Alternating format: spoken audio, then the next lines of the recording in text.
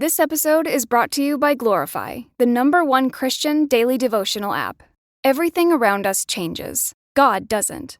That's why I love Glorify's 21-day challenge. It helps me build a simple habit of meeting with God every day. No pressure, just consistency. With Glorify, you can start your morning by reading the Bible passage of the day, diving into Glorify's daily devotional, and wrapping up with an immersive experience called Daily Walk with God. And if you need to take a few minutes to yourself in the middle of a busy day, try one of Glorify's guided meditations, or listen to their curated worship playlists for some quiet reflection. To end the day, enjoy Glorify's sleep meditations to help you wind down and put your mind and heart at ease. Whether you're a committed Christian or simply curious about faith, Glorify has something for you. Join over 20 million people who have downloaded the Glorify app and deepened their relationship with God. Listeners to the show can get full access to Glorify for just $29.99 for the entire year. That's Glorify's lowest price ever when you download the Glorify app now at glorify-app.com/redcircle. Feel closer to God this year with Glorify. Get full access all year for just $29.99 at glorify-app.com/redcircle. That's glorify-app.com/redcircle. Since I'm saying there's so much more to the story, I just want to point out that so much more to the story may not just mean that it isn't finished yet, like that there's more to come, but it also, as a phrase, could mean the story as it has been so far is much different than what you've been told about it. Because in storytelling, point of view is everything. So I want to talk about that. Point of view is everything. Point of view is everything. Have you ever had a situation that felt really big to you in one moment and really small in the next? What was different? You know, the situation obviously can change, but let's say it didn't. Have you ever had a situation that felt in the moment like the biggest thing in the world? Later you saw, that kept me up at night? That? Okay. It's probably that the point of view changed. The point of view changes sometimes because of you changing. Sometimes the point of view changes because of you. As you change, the way you see things changes. As you mature, as you grow, as you get tools, you should be able to look back over your life and go, oh, wow, I was a jerk there. And you don't even have to necessarily call the person and say, I was a jerk 4.5 years ago. But at least to know it moving forward. And sometimes you make repairs in relationships, and sometimes it would do more harm to open an old wound. But see, the point of view changes because of you changing. And if you don't let God change you, that's where you get stuck in a story. You go, oh man, this always happens to me and never gets my way, and everybody always picks on me. What is the why is everybody always picking on me character? Maybe you can put it in the comments for me. I don't remember. But, you know, point of view is everything when it comes to not only how you tell a story to a friend. I was telling somebody the other day about working with a certain individual, and I was like, it was awesome. They came in, they gave their all. It was incredible. Person sitting in the room didn't look like they were on the same page as me. This person who had come in and worked with me, I had seen, right, they were all in, they were going hard. The person in the room had been involved in the lead up to the person coming in to work with me. And in the lead up, the person was really difficult, non-committal, indecisive. I put a lot of extra strain on my team who was helping to arrange all of the details. And so, you know, in that particular situation, the person that was sitting in the room with me had information that changed the way that I saw the story. There will be times in your life where either an outside observer or an inward witness will call to your mind something that you just know happened this way. I know they took advantage of me. I know I did 97% of the work and got 3% of the credit. And then time shifts the story. Because of you changing, growing, evaluating, experiencing life, gaining ability for empathy. Because of you changes, your point of view changes.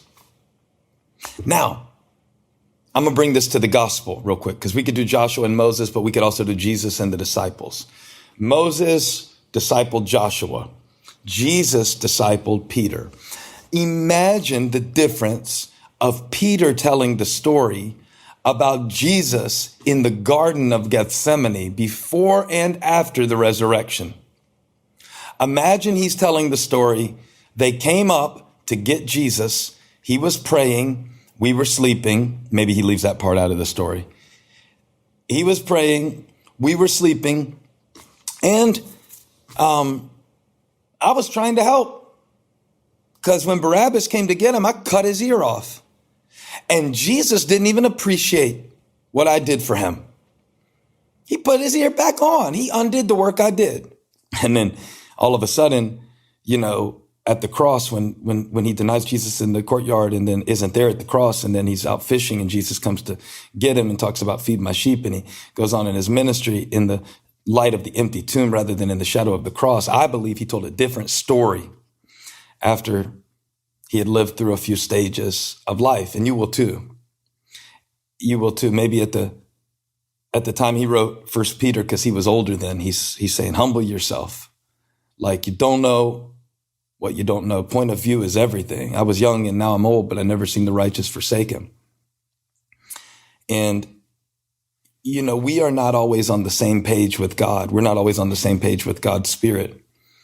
It may be helpful for us today sometimes to find those points of communion and contact with God so we can get on the same page, so that we can have his point of view. You know that God has a purpose in the earth, and he's working that purpose in your life. And there is a bigger picture than any particular incident or preference. There's a bigger picture than your past up to this point or your present pain. And to get into that place with God where you can say, all right, Lord, I want you to be my new point of view. And that means allowing him to speak things about you. This episode is brought to you by Glorify, the #1 Christian daily devotional app. Everything around us changes. God doesn't. That's why I love Glorify's 21-day challenge. It helps me build a simple habit of meeting with God every day. No pressure, just consistency. With Glorify, you can start your morning by reading the Bible passage of the day, diving into Glorify's daily devotional, and wrapping up with an immersive experience called Daily Walk with God. And if you need to take a few minutes to yourself in the middle of a busy day, try one of Glorify's guided meditations, or listen to their curated worship playlists for some quiet reflection. To end the day, enjoy Glorify's sleep meditations to help you wind down and put your mind and heart at ease. Whether you're a committed Christian or simply curious about faith, Glorify has something for you. Join over 20 million people who have downloaded the Glorify app and deepened their relationship with God. Listeners to the show can get full access to Glorify for just $29.99 for the entire year. That's Glorify's lowest price ever when you download the Glorify app now at glorify-app.com/redcircle. Feel closer to God this year with Glorify. Get full access all year for just $29.99 at glorify-app.com/redcircle. That's glorify-app.com/redcircle. You, how he sees you, because God sees you different than you see you. Your situation, your struggle, the injustices that have been done to you, the mistakes that you've made, and what you need to do next and what you can do next. Point of view is everything. The same Peter that was saying, never, Lord, telling Jesus what to do, was saying, humble yourself.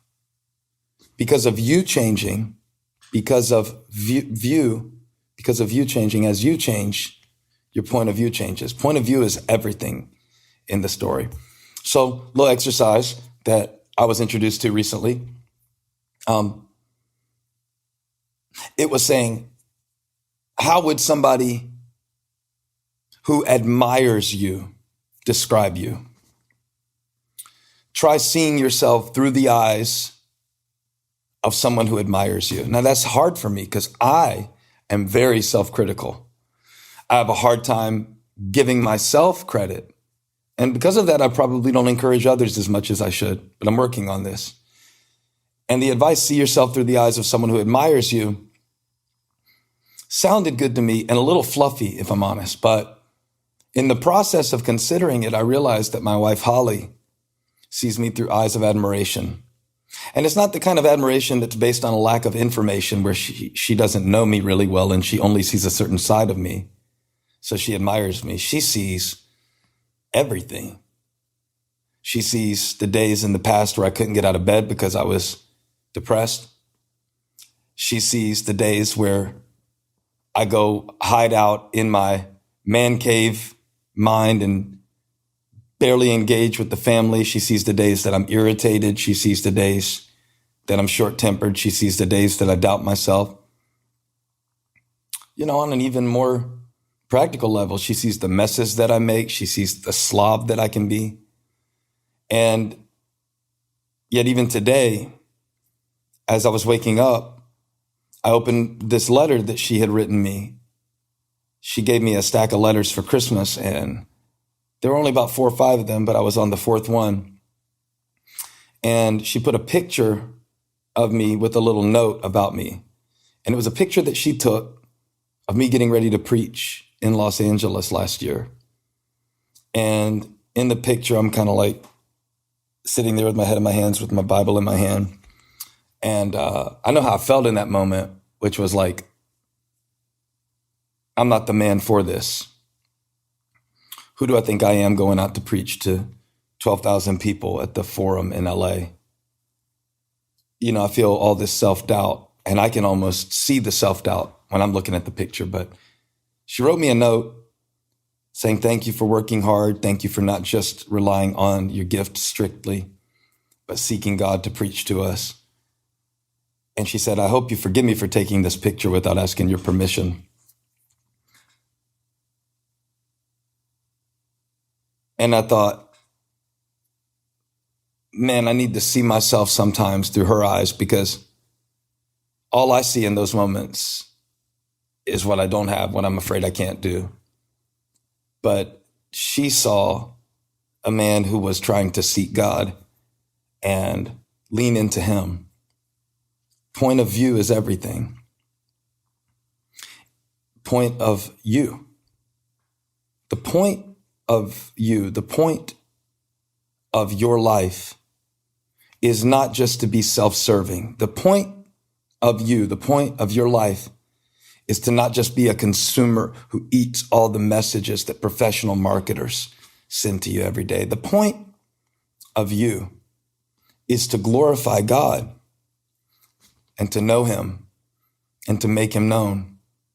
And so when God says to Joshua, you will lead these people to inherit the land, which I promised their ancestors, Joshua is getting God's point of view. What is the point of you being in this marriage? What is the point of you being in this family? What's the point of you being on that job? What is the point of you being in that city, Toronto, Wichita, Houston, Charlotte? What is the point of you being there? It's so the glory of God can be revealed. He told Joshua, you are leading these people into the promise, and God is fulfilling his purpose. And from God's point of view, it didn't start with you. So it doesn't start with you. How could it stop with you? He who began a good work in you will be faithful to complete it. God sees the end from the beginning. That's his point of view. Point of view is everything. I believe that God can take you into the future. Do you remember the Apostle John? He said, after this I looked, and there before me was a door standing open in heaven. Revelation 4:1. Yeah, that was a different point of view, right? The voice said, come up here, I'll show you the things that must take place after this. God said, I'll show you. Get with me. Get around people who will not flatter you, not just gas you, and not only admire you in an empty way, but people who God can put in your life to see the things that God put inside of you. Point of view. Kingdom of heaven is in you. And living from the inside out looks like trusting God, even when you can't see what he's going to do, getting his point of view, his promise, and walking in it. Hey, thanks for stopping by my YouTube channel. I hope you were blessed today. If you were, share this with somebody. Like and subscribe and leave me a comment. Let me know where you're watching from, what we can pray for you about. Hope to see you back here again really soon.